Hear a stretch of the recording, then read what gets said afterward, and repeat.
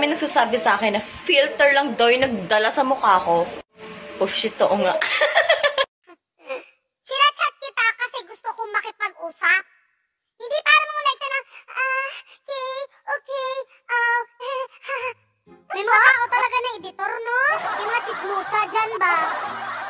Kung gaano ka-edited yung picture nila sa Facebook, ganun din ka-edited, makagawa ng storya. Magbago na daw kayo, be? Para matapos na tong problema ko. Iwan-iwan mo ako tapos babalik ka.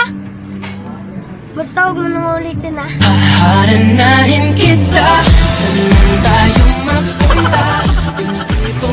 Guys, kagabi na naginip ako. Nag-break na daw kami, iyak ako ng iyak. Kaso nagising na ako. Tawa daw ako ng tawa. Wala ka pala ako jowa. Tama ba yung ginawa ng kapitbahay namin sa mister niya? Pinakremate agad. Nilalagnat pa lang.